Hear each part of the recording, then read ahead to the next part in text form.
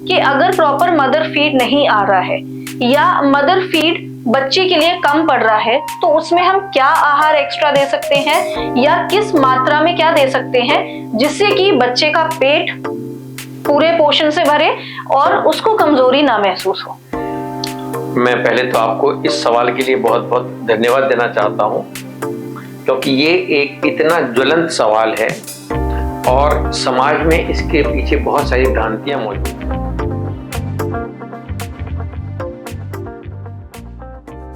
बुंदेलखंड की जनता को प्रणाम। आज मैं रविका दी संडे गर्ल आप सबके समक्ष लेके आई हूँ बुंदेलखंड का पॉडकास्ट चैनल बुंदेली स्पिरिट, जिसमें हम जानी मानी पर्सनालिटीज के साथ रूबरू होंगे और जानेंगे उनकी एक्सपर्ट एडवाइस। तो आज अगर हम बात करें, जो हमारे साथ बैठे हैं वो है डॉक्टर अशोक सक्सेना। अगर हम जाने डॉक्टर अशोक सक्सेना तो बच्चों और बच्चों से रिलेटेड कोई भी बात हो तो उनका नाम बुंदेलखंड में जरूर लिया जाता है। जैसे कि अगर मैं अपनी बीमारियों की बात करूं बचपन में और अपने बच्चों की बीमारियों की, तो डॉक्टर अशोक सक्सेना जी जरूर जुबान पे आते हैं। कुछ ऐसे सवाल होते हैं जो हम मिस कर जाते हैं, कई बार नहीं पूछ पाते हैं। तो आज मैं आप सबके समक्ष वो सवाल लेके आई हूं और सर से सवाल करूंगी जिसके जवाब आप सबको मिलेंगे। तो चलिए मिलवाते हैं आपको डॉक्टर अशोक सक्सेना जी से। सबसे पहले तो वेलकम सर हमारे चैनल में, इतना कीमती टाइम निकाल के आप आए उसके लिए थैंक यू। और हमारी जनता के लिए ये क्वेश्चन आंसर बहुत जरूरी है जिससे कि उनको सही राह मिल सके। थैंक यू रविका जी।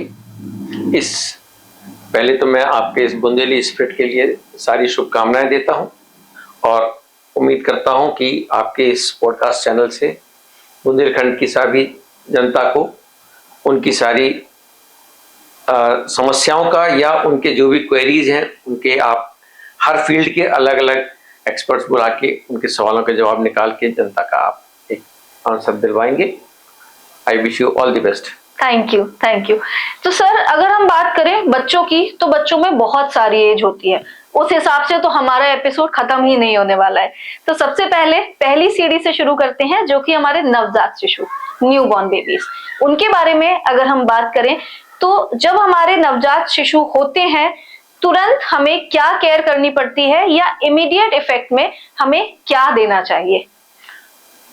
देखिए, एक होता है जनरल न्यूनेटल केयर।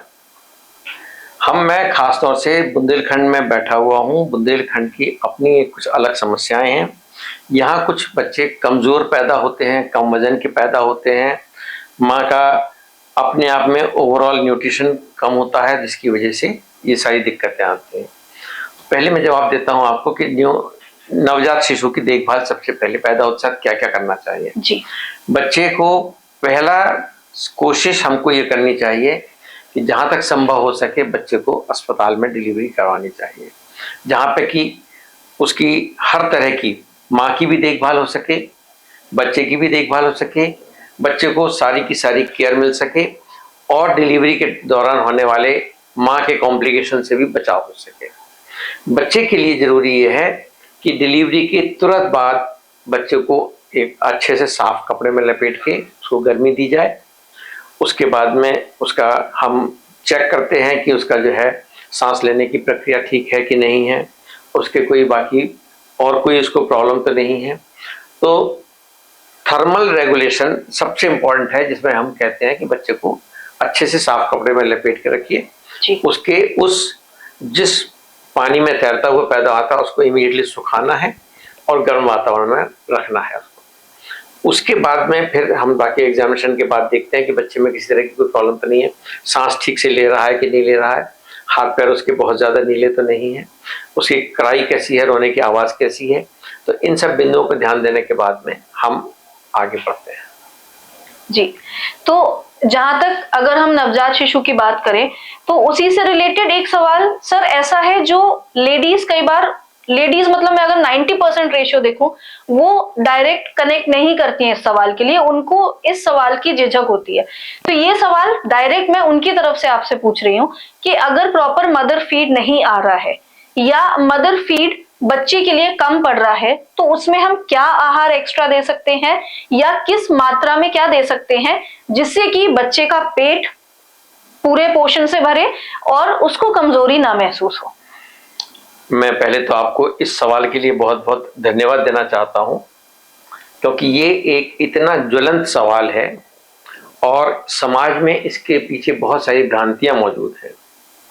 देखिए, साधारण तौर पर अगर प्रेगनेंसी 9 महीने की हुई है तो ऊपर वाला, हमारे भगवान, अल्लाह, जीसस, जिसको भी आप मानते हैं, उसने पूरा इंतजाम करके दिया हुआ है कि बच्चे के लिए माँ की छाती में दूध उपलब्ध है। पहले 2 दिन का जो गाढ़ा पीला दूध है, जिसे हम कोलोस्ट्रम कहते हैं, वो बच्चे के लिए सबसे ज्यादा फायदेमंद है, क्योंकि वो माँ के उस उम्र तक आते आते जितनी भी बीमारियां माँ ने देखी हैं, उन सब के अगेंस्ट बॉडी ने जो तैयारी करी हुई है, वो बच्चे को डायरेक्टली हम पहुंचा सकते हैं जी। तो अगर हम बच्चे को डिलीवरी के पहले आधा घंटे के बाद से ही माँ का दूध देना शुरू कर दें तो हमको दिक्कत नहीं होगी। अब सवाल आता है कि माँ की छाती में दूध नापने लायक नहीं दिखाई दे रहा है, तो हमारे यहाँ प्रथा है कि बकरी का दूध दे दें, गाय का दूध दे दें, भैंस का दूध दे दें, डिब्बे का दूध दे दें। तो इन सब के पीछे मेरा केवल इतना सा कहना है कि जिस डिलीवरी की प्रोसेस में माँ थक रही है, तो उसी डिलीवरी की प्रोसेस बच्चे के ऊपर भी बीती है, तो बच्चा भी उतना ही थका हुआ है। तो माँ की छाती का गाढ़ा पीला दूध पी के बच्चे को तसल्ली मिल जाएगी, बच्चा सो जाएगा और उसके बाद में हर 1.5 घंटे 2 घंटे पे माँ अपनी छाती से लगाती रहे, तो जो दूध उसको 2 बूंद 3 बूंद 4 बूंद मिल रहा है, वो बच्चे के लिए सफिशिएंट है। हमको ऊपर के दूध की आवश्यकता नहीं है। ऊपर का दूध देने के लिए कुल मिला के 2 या 3 कंडीशंस हैं। बच्चा बहुत प्रीमेच्योर हो जाए, बहुत कमजोर पैदा हो जाए कि वो दूध पीने की स्थिति में ही नहीं है। माँ बहुत कमजोर है, उसका हीमोग्लोबिन कम है, माँ खुद इतनी बीमार है, या माँ को कोई कॉम्प्लिकेशन हो गया है, तब हो सकता है। तीसरा है कि माँ को कोई ऐसी दवाइयां चल रही हैं जो बच्चे के लिए घातक हो सकते हैं, तभी हम माँ का दूध मना करते हैं। अदरवाइज बच्चे को हर हालत में माँ का दूध ही देना है और किसी दूध की सोचना भी नहीं है। मतलब ये जो मिथ है कि ऊपर का दूध हम दे देंगे तो उससे बच्चे का पेट भर जाएगा या बच्चे को पूरा आहार मिल जाएगा, वो हमको नॉर्मल केसेस में नहीं देना है। नहीं, हमको किसी भी हालत में नहीं देना है। आप अंदाजा लगाइए, एक बच्चे को हमने ऊपर का गाय का दूध दे दिया जी। गाय का दूध उस बछड़े के लिए भगवान जी ने बनाया है जिसका पैदाइशी वजन 5 किलो है और 1 महीने के अंदर उसका वजन 18 किलो हो जाना है। तो जो दूध गाय के बछड़े को 1 महीने में 18 किलो 12 किलो से 13 किलो वजन बढ़ाने जा रहा है, और हमारे एक बच्चे को 1 महीने में कुल मिला के 700-800 ग्राम वजन बढ़ाना है, तो वो दूध कैसे माफिक बैठ सकता है?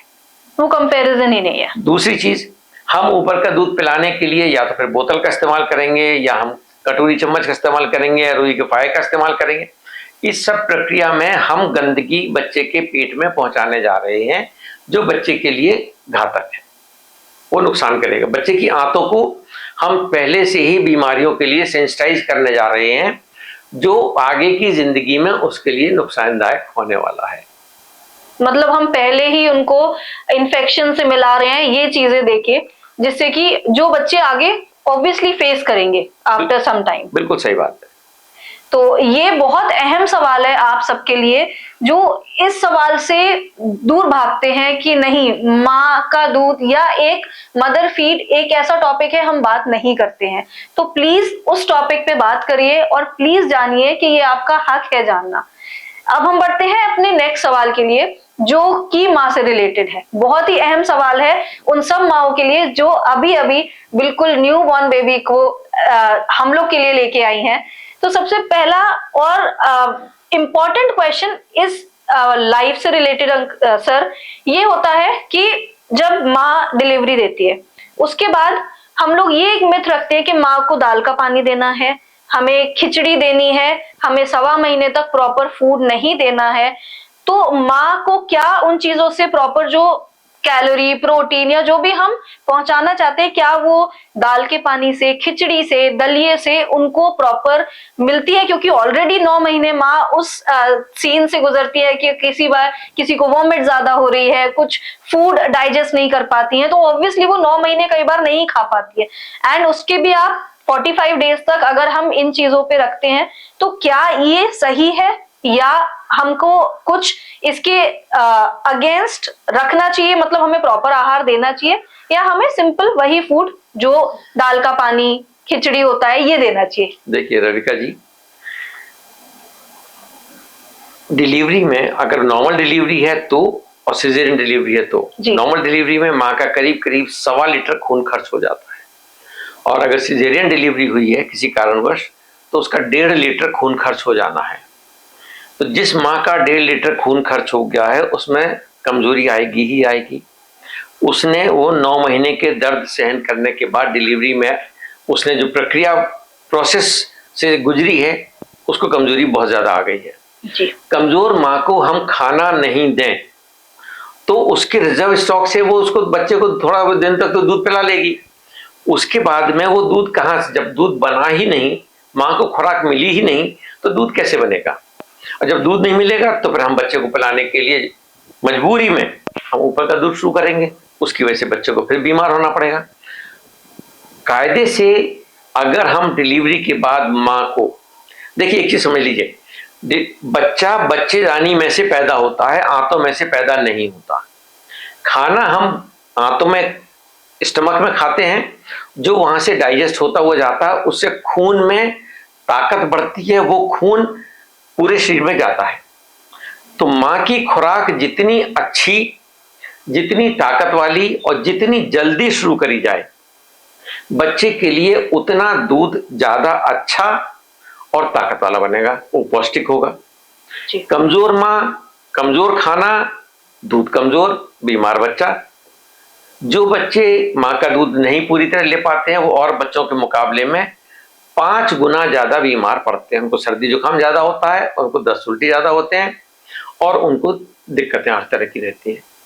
हो सकता है कभी कभी ऊपर का दूध पीने वाले बच्चे आपको मोटे दिखाई दे सकते हैं, लेकिन माँ की भावनाएं तो माँ के दूध से आएंगी ना। भैंस के दूध से तो भैंस की भावना आएंगी, तो हम क्यों चाहेंगे आदमी का बच्चा जो है वो भैंस की भावनाएं लेके बड़ा हो? मतलब आप, जो हमारा दूसरा प्रश्न था वो इससे रिलेटेड है कि अगर बच्चा बीमार पड़ रहा है ऊपर का दूध पीने से, क्योंकि माँ को दूध नहीं आ रहा है और हम प्रॉपर आहार नहीं दे रहे हैं माँ को, इसलिए उनका दूध नहीं बन रहा है, तो इसीलिए बच्चे को हमें ऊपरी दूध देना पड़ेगा। तो उसका रीजन, तीसरा आंसर है कि हमें प्रॉपर आहार माँ को देना है, तब हमारे बच्चे तक प्रॉपर पोषण वाला दूध जाएगा। देखिए माँ साधारण तौर पे, हिंदुस्तानी माँ 1400-1500 कैलोरीज के खाना खा के जिंदा रह लेती है। डिलीवरी में 1.5 लीटर खून खर्च हुआ जी, उसकी वजह से उसको पूरा करने के लिए माँ को आधी डाइट और ज्यादा देनी है। जो डाइट वो प्रेगनेंसी के पहले लेती थी उससे 1.5 गुनी हो गई। अब माँ ने अपने शरीर में से निकाल के जो दूध पिलाया, उस दूध की कमी को पूरा करने के लिए उसको आधी डाइट और मिलनी चाहिए। इसका मतलब हुआ कि माँ को अब हमको दुगनी डाइट देनी है। दुगनी डाइट का मतलब हुआ कि माँ को उसकी पसंद का स्वादिष्ट, पौष्टिक और बार बार खाना अगर मिलेगा तो ना माँ को दिक्कत होगी, ना बच्चे को दिक्कत होगी, और हम एक अच्छे हेल्दी समाज का निर्माण करेंगे। एक सवाल बहुत जनरली मेरे मन में आता है सर, कि कई बार हमारे बच्चे को कुछ थोड़ी बहुत खांसी जुकाम हो जाता है या तबीयत से रिलेटेड, छोटे बच्चे को, तो हम उनको घरेलू नुस्खे दे देते हैं। उसमें क्या हमें डायरेक्ट डॉक्टर अप्रोच करनी चाहिए, या फिर घरेलू नुस्खे कुछ हद तक सही होते हैं लेकिन कई बार इसमें केसेस बिगड़ जाते हैं? तो इस चीज के लिए क्या आपका सजेशन है और आप क्या समझाना चाहेंगे? देखिए साधारण तौर पे हर तकलीफ के लिए दवाई जरूरी नहीं है। हमारे घर में हम उस स्ट्रॉन्ग कल्चर में से खड़े हुए हैं जहाँ पे कि हमारी दादी नानी के बहुत सारे नुस्खे जो है वो चलते चले आ रहे हैं, और मैं अपने प्रैक्टिकल एक्सपीरियंस से बता रहा हूँ, 40 साल हो गए मुझे प्रैक्टिस करते हुए। इनमें से बहुत सारे नुस्खे जो है वो गलत नहीं है। जैसे बुखार हुआ, साधारण तौर पे आप देखिए कि आपने बच्चे को बहुत ज्यादा कपड़े लपेट के रखे हुए हैं, कमरा आपने बिल्कुल बंद करके रखा हुआ है, बच्चे को हमने काफी देर से दूध नहीं पिलाया हुआ है, तो बच्चा गर्म हो रहा है। तो आप पहला काम यह है कि बच्चे कपड़े ढीले कर दीजिए, बच्चे को खुली हवा में लेटा लीजिए, बच्चे का बदन पोंछ दीजिए। उसके बाद भी अगर नहीं हो रहा है तो आप बच्चे का बदन पोंछने के बाद नहीं हो रहा है तो आप सोचिए कि क्या बच्चे की सांस तेज चल रही है, बच्चे को दस्त हो रहे हैं, बच्चे को कोई और परेशानी हो रही है, तब डॉक्टर के पास जाना है। नहीं तो छोटी मोटी तकलीफ है तो साधारण तौर पर अपने आप भी मैनेज हो जाती है। मतलब जो हमारे जुकाम खांसी है बच्चों को, या उनसे रिलेटेड हल्का फुल्का बुखार आ रहा है, तो जो घरेलू उपचार हैं, बच्चे को नहला देना, या जुकाम में हम नॉर्मल विक्स या बाम लगा देते हैं। विक्स बाम के लिए देखिए मैं कहूँगा, विक्स बाम जो है साधारण तौर पर बच्चों की स्किन बहुत सेंसिटिव होती है जी, वो नहीं लगाना है। हमको बच्चे की नाक साफ कर दीजिए। बच्चे की नाक में नमक का सलाइन वाटर होता है, नमक का पानी होता है, आप घर में बना के आप उसे डाल दीजिए, नाक खुल जाएगी, बच्चा दूध पी लेगा, सो जाएगा। तो कुछ चीजें हैं जो हम घर पे कर सकते हैं, कुछ है जहां पे की तकलीफ बढ़ रही है। यदि नवजात शिशु की आप देख रहे हैं कि सांस लेने की जो है रेस्पिरेटरी रेट अगर 60 हो रही है, इसका मतलब वो निमोनिया में जा रहा है। बच्चे को बुखार 102 से ऊपर जा रहा है, इसका मतलब बच्चा बीमार है, आपको डॉक्टर के पास जाना है। 3 महीने से छोटे बच्चे को बुखार हो रहा है, दूसरा दिन हो गया है, आपको डॉक्टर की सलाह लेनी है, आपको अस्पताल जाना ही जाना है। आपको बच्चे को पेशाब रुक रही है, पेशाब नहीं हो रही है, तो डॉक्टर के पास जाना है। एक चीज जो आपने नहीं पूछी मैं आपको बता देता हूँ। साधारण तौर पे बच्चे जो माँ का दूध पीते हैं वो दिन भर में 5, 6, 7 बार तक टट्टी करते हैं। ये टट्टी चमकदार पीले रंग की होती है, सफेद फुटकीदार दाने वाली होती है और थोड़ा सा लेस लगी हुई चिरकते रहते हैं बच्चे। ये नॉर्मल है, इसके लिए परेशान नहीं होना होता है। किसी चीज को नॉर्मल और बच्चे को एबनॉर्मल कहने के लिए हमारे पास क्या है, हम उसका एक हफ्ते में वजन चेक करके देख लें। अगर बच्चे का वजन 200-250 ग्राम बढ़ रहा है, नॉर्मल है। अगर बच्चा एक दिन में 5-6 बार पेशाब कर रहा है, इसका मतलब उसको दूध पूरा मिल रहा है। अगर बच्चा दूध पीने के बाद में 1.5 घंटे 2 घंटे सो जाता है, इसका मतलब बच्चा बिल्कुल स्वस्थ है, हमको कुछ भी नहीं करना है। एक सर आपने बीच में बोला था कि पल्स अगर बच्चे की हार्ट बीट अगर रेस्पिरेटरी 60 अबव जा रही है, ये हम घर में कैसे मेजर कर सकते हैं? आप बच्चे के कपड़े ऊपर कर दीजिए और उसके जो सीना ऊपर नीचे हो रहा है, पेट की आप चेक कर लीजिए रफली। अगर 60 हो रहा है तो इसका मतलब उसको निमोनिया डेवलप हो रहा है, आपको सीधे अस्पताल जाना ही जाना है। और फीवर तो हम नॉर्मली टेम्परेचर थर्मामीटर से चेक कर लेते हैं, चेक कर सकते हैं। एक बहुत ही इंटरेस्टिंग सवाल है जिसमें सबको मजा आएगा। बच्चों को हम काजल लगाते हैं जी, तो काजल लगाना कहाँ तक सही है? क्योंकि जब तक न्यूबॉर्न बेबी जैसे ही होता है उसके बाद हम आंखों में देखते हैं अच्छा वाला भरा हुआ काजल रहता है। कुछ माएँ अब आजकल अवॉइड करने लगी है काजल, तो क्या ये काजल लगाना सही है? और अगर सही है, क्या ये कोई इम्पैक्ट नहीं दे रहा है बच्चों की आंखों पे? ये पॉजिटिव दे रहा है या नेगेटिव इम्पैक्ट दे रहा है? इसके बारे में क्या ख्याल है आपका? देखिए, साधारण तौर पे काजल लगाना और ना लगाना जी, ये इसका कोई डेफिनेट यस और डेफिनेट नो में आंसर नहीं है। काजल लगाने से आंख के अंदर जो छोटे छोटे छेद होते हैं जो आंसू सोखने के लिए बने होते हैं वो बंद हो जाते हैं। अगर वो बंद हो जाते हैं तो आंख से आंसू गिरना शुरू हो जाता है। छेद देर तक बंद रहता है तो आंखों में कीचड़ आना शुरू हो जाता है, आंखों में इन्फेक्शन हो सकता है। एक आंख में हुआ तो दूसरी आंख में जा सकता है। तो काजल लगाने से हमको आंखों में सुंदर दिखना एक बात है और उसकी वजह से आंखों में तकलीफ हो जाना अलग बात है। तो दोनों चीजों को वे कर लीजिए। साधारण तौर पर बिना आंखें में काजल लगाए हुए भी बच्चे बहुत सुंदर होते हैं, ऐसी कोई खास आवश्यकता नहीं है। नहीं लोगों का, और अगर लगाना ही है तो मैं अपनी क्लिनिक पे एक सलाह देता हूँ कि वो जो है ना, वो भरतनाट्यम स्टाइल में आप आंख के नीचे यहाँ से लेके यहाँ तक लगा दीजिए, पलक छोड़ दीजिए आप तो उसकी। तो वो तो अंकल फिर हमारे मतलब बच्चे को दिखाने के लिए हो गया जी। मतलब ये है कि एक शोभा देना अलग होता है काजल से, एक वो कहाँ तक असर कर रहा है, क्योंकि काजल जब हम अंदर लाइट में लगाते हैं बच्चों कई बार आंसू आते हैं। मैं वही बताया तो कि काजल लगाना आपकी भाषा में सुंदरता बढ़ाना है जी, लेकिन आवश्यकता नहीं है जी। कई लोग इस वजह से भी लगाते हैं कि उनको नजर लगती है, तो नजर के लिए आप कहीं और मतलब आप बड़ा जेठौना लगा दीजिए, 3 उंगली का लगाइए, 4 उंगली का लगाइए, कोई परेशानी वाली बात नहीं है। आंख में कई बार वैसे थोड़ा अवॉइड करना चाहिए, बता दीजिए उसकी अवॉइड करना चाहिए।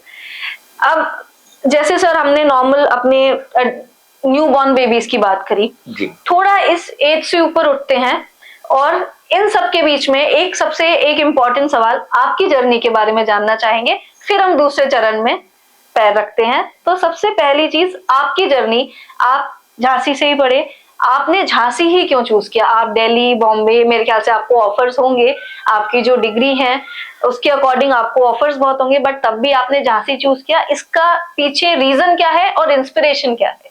देखिए, मैं झांसी का रहने वाला हूँ, झांसी में ही मैंने पढ़ाई करी। मेरा एमबीबीएस में selection armed forces medical college Poona हो गया था, लेकिन मेरे पास जब झांसी की भी चॉइस आ गई तो मैं वापस झांसी आ गया। झांसी में रह के ही मैंने 1979 में अपना एमबीबीएस कंप्लीट कर लिया। उसके बाद में मैंने डीसीएच भी किया, एमडी भी किया। उसके बाद जो समय का चलन था कि पोस्ट ग्रेजुएशन करो और उसके बाद सीधे दिल्ली बॉम्बे भागो और वहां जाके जो है अपना नौकरी करो, काम ढूंढो और वहां सेटल हो जाओ जी। तो मेरे मन में एक ही विचार था कि हम लगातार भागते जाएंगे तो झांसी का कैसे विकास होगा। क्या झांसी की जो जनता है, झांसी के हमारे बुंदेलखंड जो एक पिछड़ा इलाका है, इसको वो सारी सुख सुविधाएं क्यों नहीं मिलनी चाहिए जिसकी ये हकदार हैं। जी बिल्कुल। इसलिए मैंने थोड़ा सा प्रयास किया। मैंने कहा मैं नहीं जाऊंगा, मैं झांसी ही रहूंगा। और झांसी में ही मैंने अपना प्रैक्टिस स्टार्ट करी और मैं पिछले 40 साल से प्रैक्टिस कर रहा हूँ। और बुंदेलखंड की हमारी अपनी उस वातावरण में जिसमें मैं खुद पला बढ़ा हूँ, वहाँ की बीमारियां जिसके बारे में मुझे अच्छी जानकारी है, अच्छी तरह से मैं उनको मैनेज कर सकता हूँ, इसीलिए मैंने यहीं रुकने का प्रयास किया और यहीं रुका हुआ हूँ मैं। मतलब आपका इंस्पिरेशन ये था झांसी को बढ़ाना। और आज अगर हम झांसी के लिए और बच्चों का नाम जाने तो आपका नाम जरूर कनेक्ट होता है, क्योंकि ये मेरा खुद का तजुर्बा है कि अगर हमने बताया है कि हमें बच्चे को तबीयत खराब है या कुछ, डॉक्टर अशोक सक्सेना जी के पास जाइए। तो ये सर आपने जो सोचा था आपने वो सक्षम किया, बिल्कुल उसी तरह से जैसे कि आप बच्चों को देखते हैं और घरेलू उपचार से आप ठीक करते हैं। ये मेरा खुद का भी एक्सपीरियंस है। ये जनता भी जानती है कि अगर आपके पास आए हैं तो माँ का दूध देना है, गर्म पानी से, गुनगुने पानी से नहला दीजिए। मतलब अगर मैं आपके पास भी आती हूँ तो मेरे पास यही जवाब मिलता है, बुखार है तो गुनगुने पानी से नहला दीजिए। लेकिन अगर मैं और डॉक्टर्स की बात करूं तो एक एंटीबायोटिक आ जाती है, एक पैरासीटामोल आ जाती है। ये मुझे मिली है बहुत सीवियर बुखार पे कि अब बुखार तेज है तो आप दे दीजिएगा। तो ये एंटीबायोटिक क्या जरूरी है कि हर पैरासीटामोल या हर नॉर्मल फीवर की के साथ देनी ही पड़ती है? नहीं, देखिए मैं बताऊं, एंटीबायोटिक का मतलब होता है, एंटी मीन्स अगेंस्ट जी, बायोस मतलब होता है लाइफ जी। तो जब तक कोई बैक्टीरियल इन्फेक्शन नहीं है तब तक एंटीबायोटिक का कोई रोल नहीं है। बुखार में एंटीबायोटिक का कोई काम नहीं है, सर्दी जुकाम में एंटीबायोटिक का कोई काम नहीं है, ऑर्डिनरी डायरिया डिसेंट्री है उसमें एंटीबायोटिक का कोई काम नहीं है। तो जो ये चलन है, जो हमारे मन में भ्रांति है कि बिना एंटीबायोटिक के ठीक नहीं होंगे, इसको निकाल देना पड़ेगा। हम दुनिया के दूसरे नंबर के देश हैं जहाँ पे कि एंटीबायोटिक का सबसे ज़्यादा मिसयूज होता है। इसकी वजह से दवाइयाँ भी खराब हो रही हैं जी, बच्चे की और हमारी अपनी खुद की बॉडी की इम्यूनिटी डिस्टर्ब हो रही है। कल की तारीख में आवश्यकता पड़ने पर वही दवाइयाँ हमारे शरीर को काम नहीं देती हैं, काम नहीं कर पाती हैं, उसका जरूरत नहीं है। जो देखिए बॉडी के, मैं एक चीज बताता हूँ, बॉडी के 4 डिफेंस मैकेनिज्म हैं, सेल्फ डिफेंस मैकेनिज्म है। पहली चीज है उल्टी। आपने कोई चीज गलत खाई तो बॉडी को नहीं अच्छी लगी, बॉडी ने इमीडिएटली उसको निकाल के बाहर कर दिया। दूसरा है कि आपने कुछ ज्यादा खा लिया है और नीचे तक चला गया है तो वो लूज मोशन होकर बॉडी ने बाहर कर दिया उसको। तीसरा है खाना खाते समय वो सांस की नली में चला गया तो एक खांसी का ठसका आएगा और कफ उस बाहर निकल जाएगा। चौथा है बुखार। बुखार साधारण तौर पर ये बता रहा है कि शरीर आपके बाहरी किसी बीमारी के लक्षण से लड़ रहा है, उसके अगेंस्ट लड़ने की प्रक्रिया में शरीर गर्म हो गया है। तो हमको पहले दिन बुखार का जनरल मैनेजमेंट ही करना है, पानी ज्यादा पी लेना है, खुले में रहना है। पहले दिन की उल्टी, एक आध उल्टी हो रही है, हमें दवाई नहीं खानी है। एक आध लूज मोशन हो रहा है, हमें दवाई नहीं खानी है, हम वेट कर सकते हैं, बॉडी अपने आप में तैयार हो जाएगी। अब दूसरे लेवल पे बढ़ते हैं, बच्चों का जो दूसरा लेवल है, इसमें मैं कुछ वर्ड्स बोलूंगी आपसे और उन वर्ड्स के बारे में आप जो सही सलाह होगी आप वो दीजिए, क्योंकि मैं बिल्कुल इस फील्ड की नहीं हूँ, मैं डॉक्टर तो नहीं हूँ सर, लेकिन हाँ ये है कि वो सवाल बीइंग अ मॉम मन में रहते हैं कि हम एक माँ है तो दिमाग में आते हैं कि हाँ इस चीज के लिए हमें क्या करना चाहिए, क्या नहीं करना चाहिए जी। सबसे पहला वर्ड है वैक्सीनेशन। देखिए, वैक्सीन जो है वो बच्चों को बीमारी से लड़ने की क्षमता बढ़ाने का एक साधन है। जी। साइंस ने रिसर्च करके हमने उन बीमारियों के अगेंस्ट कुछ वैक्सीन तैयार कर लिए हैं जिनको देके हम बॉडी को प्रिपेयर करते हैं कि अगर वो बीमारी हमको कहीं से मिल रही है तो बॉडी उससे फाइट करेगी और हमारे बच्चा बीमारी से बचने के चांसेस बढ़ जाएंगे। जी। ये गलतफहमी मत रखिएगा कि हमने वैक्सीन लगवा लिया तो हमको कभी बीमारी नहीं होगी, नहीं होगी, ऐसा नहीं है। बीमारी से लड़ने की क्षमता बढ़ा रहे हैं। तो जितनी भी बीमारियों के अगेंस्ट हमने बीसीजी टीबी के लिए बना दिया, हमने स्मॉल पॉक्स का वैक्सीन बनाया था, चेचक के लिए बनाया था, अब उसके बाद हमने पोलियो का बना लिया, हमने डीपीटी डिप्थीरिया पर्ट्यूसिस के लिए बना लिया, हमने कॉलरा के लिए बना लिया, हमने उसके बाद में हैजे के, उसके बाद में हमने जो है टाइफाइड के लिए बना लिया।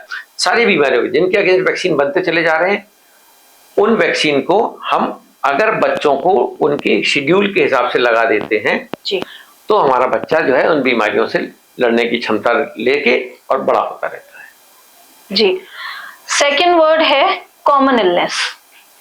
कॉमन इलनेस मैंने आपको जैसे भी बताया था, fever, vomiting, loose motions, seasonal, मौसम बदला, बच्चे को थोड़ा सा सर्दी जुकाम हो गया है, मौसम बदला, हमने कुछ खा पी लिया है, गड़बड़ हुआ तो हमको लूज मोशन वोमिटिंग हो गए हैं जी। तो इन सब बीमारियों के लिए साधारण तौर पर बॉडी की इम्यूनिटी अच्छी रखें जी, साफ पानी पिएं, हाथ धो के रहें, रोज नहाते रहें और बॉडी को अच्छा खुराक खाना मिलता रहेगा तो हम कॉमन इलनेसेस के लिए रेगुलर वे में डॉक्टर के पास और दवाइयों की जरूरत नहीं पड़ेगी। जी। थर्ड हमारा वर्ड है ओबेसिटी, जिसको हम नॉर्मली हिंदी में बोलते हैं मोटापा, क्योंकि हम दूसरे चरण में है, उन बच्चों को हम फोकस कर रहे हैं जो अबव 1.5 या 2 इयर्स से अब ऊपर आ चुके हैं, तो उनके लिए एक ओबेसिटी एक वर्ड जो हम उपयोग करते हैं मोटापा, तो उसके लिए सर आपका क्या कहना है? देखिए, बुंदेलखंड की वैसे तो समस्या है कुपोषण जी, जहाँ पे कि साधारण तौर पर बच्चे मेलनरिज्ड होते हैं जी, अपनी उम्र के हिसाब से जितना वजन होना चाहिए वो नहीं होता है जी। लेकिन पिछले हम 10-15 साल में देख रहे हैं कि सोसाइटी का एक सेगमेंट जी, जो जिसे हम कहते हैं वेल फेड, जिनके पास में साधन संपन्न हैं, बच्चे कम हैं, उनको इस तरह से केयर की जा रही है कि वो अपनी उम्र के हिसाब से वेट वाइज ज्यादा होते चले जा रहे हैं। 2 साल का बच्चा साधारण तौर पर 12 किलो वजन होना चाहिए, यदि उसका वजन 17, 18, 19 किलो हो रहा है तो वो ओबेसिटी में जा रहा है। ओबेसिटी का क्राइटेरिया नापने का जो होता है वो ये होता है कि साधारण तौर पर तो होता है कि हम उसका बॉडी मास इंडेक्स निकाल लें, उससे नाप तोल करें। ग्रॉसली अगर बच्चा अपने वेट से उसके चार्ट पे प्लॉट करके देखते हैं, 2 स्टैंडर्ड डेविएशन से ऊपर ज्यादा होता है तो हम मान लेते हैं कि ये ओबेसिटी में जा रहा है। जी। मैं आपको एक किस्सा बता देता हूँ। 8 साल का बच्चा मेरे पास आया जी, माँ लेके आई, उसकी शिकायत थी कि बच्चा खाना नहीं खाता है। मैंने बच्चे का वेट लिया तो उसका वजन था 56 किलो। 8 साल के बच्चे का वजन चाहिए 26 किलो मैक्सिमम, उसका वजन था 56 किलो। अब माँ कह रही है कि उसका वजन जो है 56 किलो हो, इससे क्या होता, बच्चा तो मेरा खाना ही नहीं खाता। तो इसमें बच्चे का फॉल्ट नहीं है, उस माँ का है, उसकी माँ की साइकोलॉजी का है। माँ को अपने दिमाग में जो उसने बैठा रखा है कि मेरा बच्चा दिन भर खाना खाता रहे, वो दिन भर मोबाइल पे रहता है, दिन भर टीवी देखता है, आईपैड पे रहता है, बाहर एक्टिविटी नहीं करता है, तो ये सारे लक्षण है, कारण है हमारे जो ओबेसिटी की तरफ ले जा रहे हैं। इस ओबेसिटी को बढ़ाने में थोड़ा सा रोल हमारा पिछले 2 साल पहले जब कोविड आया था उसने भी किया। हमने बच्चों को जो है एक्टिविटी वाइज बंद कर दिया। तो सर इसी से रिलेटेड मतलब कुपोषण एक हमारे बुंदेलखंड में क्यों है ज्यादा? इसका कारण क्योंकि बुंदेलखंड में कुपोषण ज्यादा है, ये देखा है, बच्चों का वेट अधिकतर जिस एज के हैं उससे कम होता है। इसका रीजन कुछ है रिसर्च, या एक हमने टोटल एनालिसिस ले लिया कि हाँ बच्चे का वजन कम है, तो क्यों है ये, इसकी जानकारी जरूर लेना चाहेंगे। पिछड़ा इलाका होने की वजह से माँ का भोजन कम है जी। पहली चीज। माँ का भोजन कम होने से बच्चे कमजोर पैदा होते हैं, कम वजन के पैदा होते हैं। तीसरी चीज, घर का वातावरण में अगर हम साफ सफाई की व्यवस्था नहीं रख पा रहे हैं तो बच्चा मेरा बार बार बीमार पड़ रहा है, बार बार डायरिया वोमिटिंग हो रहे हैं, उसको बार बार सर्दी जुकाम हो रहा है, तो वो वेट गेन नहीं कर पा रहा है। चौथा कारण है गरीबी।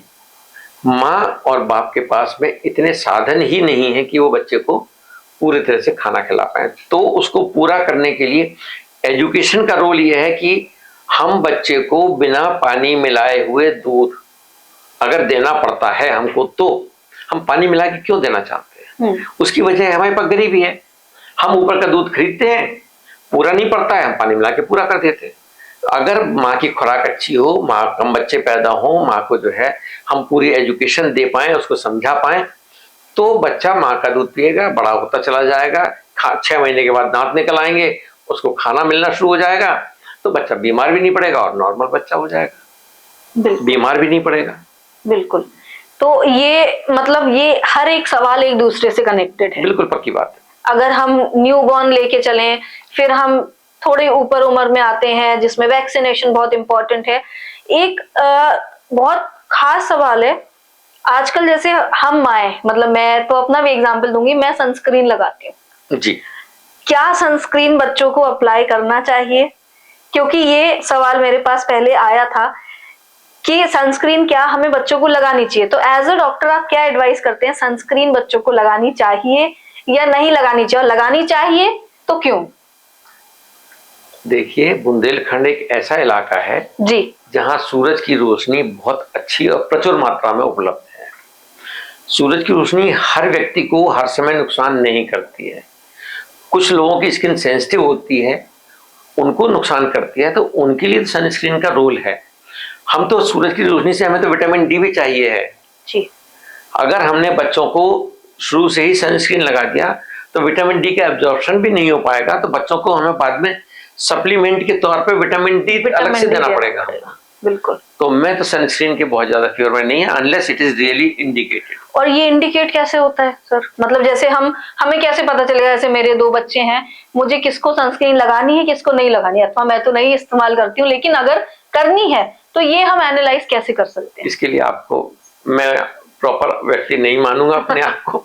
आप किसी स्किन स्पेशलिस्ट से बात कर लीजिए कि जिसको सन एलर्जी जी हो रही है, सन एक्सपोजर से प्रॉब्लम हो रही है, केवल उसी के लिए ये बने हुए हैं, सबके लिए नहीं बने हुए, इनके रोल नहीं। ये एक फैशन बनता चला जा रहा है। जी। एक नॉर्मल क्वेश्चन है कि हम बच्चे को तभी दिखाने लाते हैं डॉक्टर के पास जब बच्चा बीमार होता है, ठीक है। एक जो हम नॉर्मल ट्रीटमेंट होता है कि बच्चे का एक नॉर्मल चेकअप वाला, या हम हर 3 महीने में ला रहे हैं, within span of 2 months ला रहे हैं, ये हम बच्चे को नहीं लाते हैं, तो ये ठीक है? या जैसे कुछ पेरेंट्स लेके भी आते हैं कि जिनको नॉर्मल चेकअप कराना है रेगुलरली, हर 2 महीने 3 महीने में, कि भले ही वो वेट चेक कराने आ रहे हैं या नॉर्मली कि सर कैसा क्या गाइडेंस लेने, तो हमें हर 2-3 महीने में एक कंसल्टेशन लेना चाहिए या जब बीमार पड़े तभी हमें जाना चाहिए? देखिए, बच्चे का रेगुलर असेसमेंट कराना बहुत अच्छी बात है जी। उसमें आपको पता लगता रहता है कि मेरा बच्चे का वेट बढ़ रहा है, डाइट प्रॉपर हो रही है, बच्चे की जो है खुराक अपनी जगह ठीक चल रही है, बच्चे के माइलस्टोन्स कि अब बच्चा मेरा क्या करना चाहिए, कैसे कर रहा है, नहीं कर रहा है, वो सबका अंदाजा आपको लग सकता है। और प्लस समय समय पर चेकअप होने से हमको बच्चे की डेवलपमेंटल स्टेजेस के बीच में अगर कहीं गड़बड़ी हो रही है तो हम उसको जल्दी पकड़ पाएंगे और हम उसका इजीली मैनेज कर लेंगे उसको। तो रेगुलर चेकअप एक बहुत अच्छी प्रक्रिया है। इसमें हमें बच्चे को हर 2 महीने 3 महीने में बच्चे का वेट रेगुलर चेकअप होना चाहिए, बच्चे की डाइट के बारे में होना चाहिए, बच्चे का डेवलपमेंटल स्टेजेस जो हैं, बोलना है, सुनना है, उसके बाद में उसका सोशल कम्युनिकेशंस कैसे हैं, उसके मोटर फंक्शंस हैं कि उसने चलना शुरू किया, बैठना शुरू किया, खड़ा होना शुरू किया, वो सब कैसे हैं, उन सब के ऊपर हमारा रेगुलर चेकअप में हमको पता लगता है। पर ये बुंदेलखंड के लोग बहुत ज्यादा नहीं करा पाते हैं, उसका कारण एक गरीबी भी है। नहीं, देखिए हर गांव में आंगनवाड़ी केंद्र बने हुए हैं जी। उनका काम है बच्चे का हर बार में वेट चेकअप करना, उसके बारे में बच्चे को सलाह देना, बच्चे के पोषण की व्यवस्था करना। तो हर चीज को आप पैसे से ना जोड़ें, फैसिलिटीज का इस्तेमाल करें। तो गवर्नमेंट की तरफ से इतनी सारी फैसिलिटीज मिली हुई हैं। आपका वैक्सीनेशन गवर्नमेंट ने फ्री कर रखा है, आपका हेल्थ चेकअप फ्री कर रखा है, आपको डाइट सप्लीमेंटेशन फ्री कर रखा है, मदर का चेकअप पूरा फ्री कर रखा है। तो वो बहुत अच्छी चीज है, उसको फॉलो करना चाहिए। ये फॉलो करना चाहिए, मतलब ये आप जानते हैं, हम जानते हैं, लेकिन जो मैक्सिमम जनता है वो इसमें बिलीव करती है कि प्राइवेट में डॉक्टर को दिखाया तो मतलब मेरे बच्चे का ठीक इलाज हो रहा है, जो कि ये एक आम जनता का सवाल क्या, ये खुद की में क्वेश्चन आता है कि अगर हम प्राइवेट में दिखा रहे हैं तो बच्चा ठीक है, लेकिन अगर हम सरकारी में जा रहे हैं तो उतना अटेंशन नहीं मिलेगा, प्लस उतनी प्रॉपर जो ट्रीटमेंट हमें एक प्राइवेट डॉक्टर दे सकता है वो नहीं देगा। ये मन की आपकी खुद की भ्रांति है। सरकारी अस्पताल में जाते हैं, डॉक्टर वहां है, स्टाफ वहां पे है, नर्स वहां पे है, तो सारा काम करते हैं, ऐसा नहीं है जी। हर चीज प्राइवेट में जाके देखिए, मैं तो प्राइवेट प्रैक्टिस में बैठा हुआ हूँ, प्राइवेट प्रैक्टिस में आता हुआ मरीज किसी बुरा लगेगा, लेकिन अगर आवश्यकता नहीं है तो नहीं आइए, सरकारी सुविधाओं का पालन करिए, इस्तेमाल करिए। वैक्सीन पहले वहां लगवा लीजिए जो वहां नहीं लग पाते हैं। अगर आवश्यक होती तो गवर्नमेंट ने उसका इंतजाम करके रखा होता जी। जो आवश्यक नहीं है, आप चाहते हैं लगवाना है, आप प्राइवेट ले जाके लगवा लीजिए, कोई दिक्कत नहीं है। लेकिन सरकार अपनी तरफ से पूरा प्रयास कर रही है कि सरकार जनता को सारी से सारी, ज्यादा से ज्यादा स्वास्थ्य संबंधी जितनी भी सुविधाएं हो सकती है वो दे रही है। जी। अब एक सवाल है, उसका जवाब भी मेरे पास कई लोगों से बहुत बार आया है, जैसे सर मेरे बच्चे मोबाइल नहीं देखते हैं। जी। ये बात बिल्कुल सच है, मतलब ऐसा नहीं कि मैं कैमरे के सामने बोल रही हूँ, मेरे बच्चे मोबाइल नहीं देखते। कई बच्चे मोबाइल देख के खाना खाते हैं, ठीक है। बेसिकली जो आपने एक वर्ड यूज किया था, कोविड ने इस चीज को ज्यादा बढ़ावा दिया है कि बच्चे मोबाइल देखते हैं। पर कई बार ऐसा होता है कि बच्चे मोबाइल के हैबिचुअल तो हो ही गए, बट मदर्स का कहना होता है कि बच्चा नहीं करने दे रहा है। ये हमारा पर्सनल एक्सपीरियंस है कि मोबाइल दे दो तो बच्चा खाना भी खा लेगा, बच्चा मुझे काम भी करने देगा, बच्चा हमें और चीजों में इन्वॉल्व भी होने देगा। मतलब नॉर्मली अगर मैं किसी शॉप पे गई हूँ और बच्चा माँ को तंग कर रहा है, माँ का सिंपल होता है मोबाइल खोल के दिया, बच्चे को एक सीट पे बिठा दिया। तो मोबाइल का बहुत ज्यादा रोल इंक्लूड हो चुका है बच्चे के जीवन में। उसकी वजह से बच्चा खाना नहीं खाता है, खाता भी है तो उसको टेस्ट नहीं पता है बच्चे का। प्लस ये सवाल आ जाता है कि बच्चे आप रखो तब समझ आएगा कि भाई बच्चे खाते नहीं है, आप देखिए। तो ये सर इसका कोई उपाय बताइए जो हमारी जनता के लिए बहुत ज्यादा फ्रूटफुल हो। मोबाइल का यूज देखिए, इसे हम कहते हैं स्क्रीन टाइम जी। चाहे वो टीवी हो चाहे वो मोबाइल हो जी। पहली चीज तो ये है कि मोबाइल को हम कुल मिला के एक 7-8 इंच 9 इंच दूर रख के देखते हैं तो आंखें फोकस होती हैं, तो आंखें वीक होती हैं। आजकल छोटे छोटे बच्चों में चश्मा लगने की प्रवृत्ति बढ़ती चली जा रही है। जी। दूसरी चीज बताऊं आपको, टीवी है या मोबाइल है, इसमें ऑडियो और विजुअल दोनों चीजें होती हैं। दोनों होती हैं। तो बच्चे को दिमाग लगाने की आवश्यकता नहीं पड़ती है। हम जब किताब पढ़ते हैं या हम कहानी सुनते हैं तो हम दिमाग में एक पिक्चर लेके चलते हैं कि रामचंद्र जी जंगल गए, तो मेरे दिमाग में आ गया रामचंद्र जी हैं, जंगल है, जा रहे हैं, साथ में सीता है, भरत है। जी। हम टीवी पे या देख रहे हैं या मोबाइल पे देख रहे हैं, वही हमको सारे शॉर्ट्स दिखाई दे रहे हैं। तो मैंने अपने दिमाग का इस्तेमाल ही नहीं करना है, मेरे विजुअल ही नहीं बना हमारे दिमाग, कुछ भी नहीं किया मैंने दिमाग का, ना लेफ्ट साइड के ब्रेन का हेमिस्फीयर का इस्तेमाल किया, ना राइट साइड का इस्तेमाल किया, और वो देखते चला गया, टाइम वेस्ट कर लिया मैंने अपना पूरा का पूरा। सेकंड थिंग, मोबाइल में या हमारे जो टीवी पे जो हम कार्टून्स देखते हैं वो इतने फास्ट स्क्रीन चेंजेस होते हैं उसके ज्यादा कि ब्रेन की मेरे उसके परसेप्शन पावर खत्म हो जाती है। जो हमारे बाद में रीडिंग करते समय हमें बहुत स्लो देखना पड़ता है, स्लो पलटना पड़ता है, तो वो दोनों चीजें मिसमैच हो जाता है। तो ये सारे बच्चे जो रेगुलर स्क्रीन देख रहे हैं उनके पढ़ाई पे, उनकी डेवलपमेंटल बिहेवियर पे, सोशल बिहेवियर पे बहुत खराब असर पड़ता है। इसको जितना हम अवॉइड कर सकते हैं उतना अवॉइड करना चाहिए। आप बहुत अच्छा होगा अगर आप स्क्रीन टाइम फिक्स कर दीजिए, आधा घंटे है, आधा घंटे सुबह, आधा घंटे शाम, उसमें आप प्रोग्राम भी तो फिक्स करेंगे। आपने मोबाइल दे दिया, उसका आपको पता नहीं है वो क्या देखेगा, और उसका क्या इम्पैक्ट आने वाला है। तो ये अच्छी चीज नहीं है। तो बेसिकली मोबाइल से दूर रखना हमारा मोटिव नहीं है, हमारा मोटिव है कि बच्चों को सही टाइमिंग 30 मिनट्स या निर्धारित समय के लिए दें, उसमें आप सेट करके दें कि बच्चा क्या देखेगा जी। क्योंकि अगर हमने मोबाइल दिया, सिंपली जो चीज आप कह रहे हैं कि बच्चा कुछ भी देखेगा, और सिंपली यही होता है कि हमने बच्चे को मोबाइल पकड़ाया, बच्चे ने यूट्यूब ओपन किया एंड स्क्रॉल करके चालू कर दिया। नो, इसमें कोई क्वेश्चन नहीं है, कोविड के टाइम में बच्चों ने बहुत ज्यादा स्क्रीन टाइम लिया है, उस वजह से स्पेक्स बहुत लगने लगे, इस्तेमाल हो रहे हैं, बहुत ज्यादा लग रहे हैं। दूसरी चीज एक और भी है जी कि हम बच्चों को ऑल्टरनेट क्यों नहीं देते। ऑल्टरनेट का मतलब क्या हुआ, हम उनको ड्राइंग करने का सामान देते हैं, हम उनको म्यूजिक का सामान देते हैं, हम उनकी डांस एक्टिविटीज स्टार्ट करते हैं जी। अगर हम इस तरह की चीजों में उसको बिजी रखेंगे जी तो साधारण तौर पे बच्चे का दिमाग जो है एक प्रोडक्टिव यूनिट में जाएगा जी, वहां से हट गया और एक उसने नई हॉबी डेवलप कर ली, ज्यादा बेटर होगा।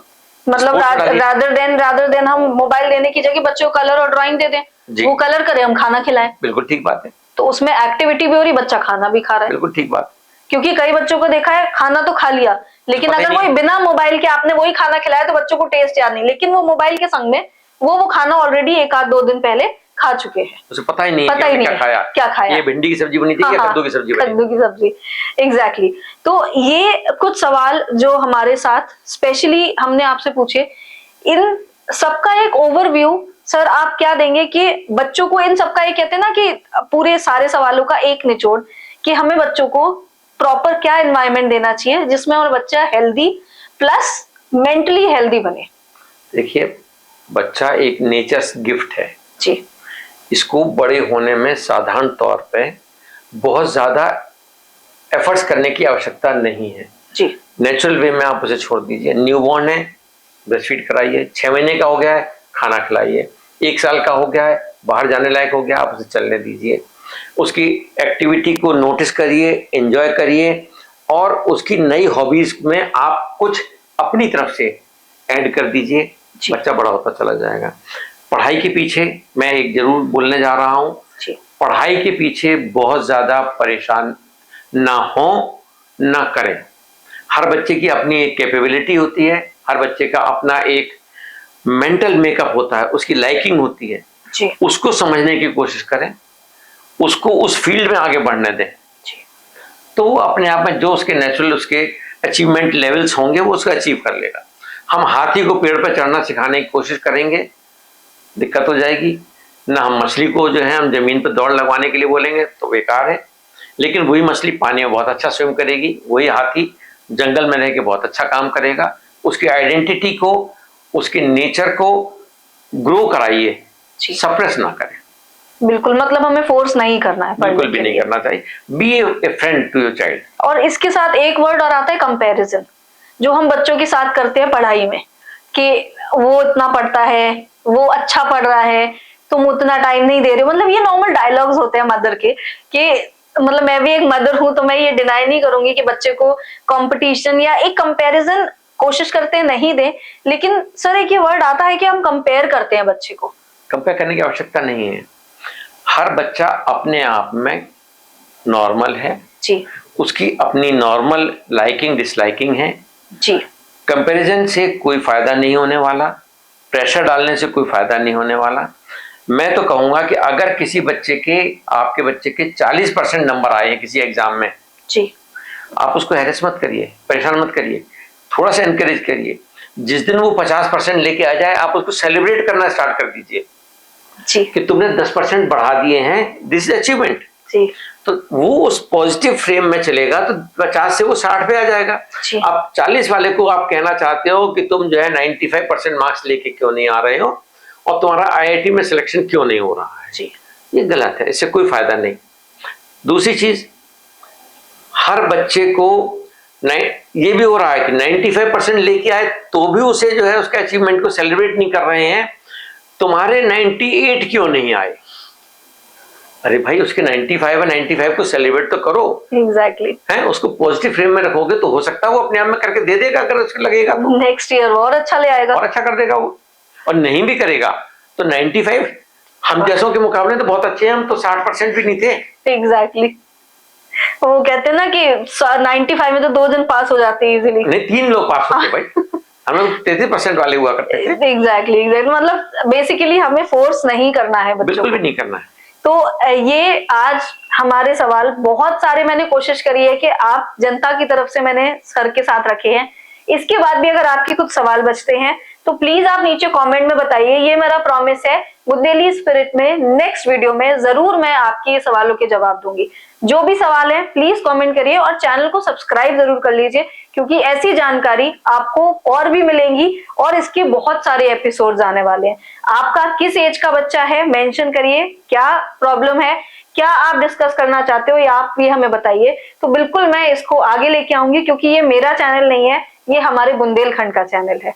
तो थैंक यू सर हमको इतना समय देने के लिए और इतने सारे सवालों के लिए। अभी आपके पास और सवाल आने वाले हैं पर वो हम नेक्स्ट एपिसोड में लेके आते हैं। मैं तैयार हूँ बिल्कुल, क्योंकि हमारी बुंदेलखंड को इस चीज की जरूरत है। सामना मैं बुंदेलखंड वासी हूँ, बुंदेलखंडी हूँ और बुंदेलखंड की जनता के लिए ही सारे काम करना है मेरे को। आपके इस चैनल में आपने बुलाया, बहुत बहुत धन्यवाद। बिल्कुल। नमस्कार।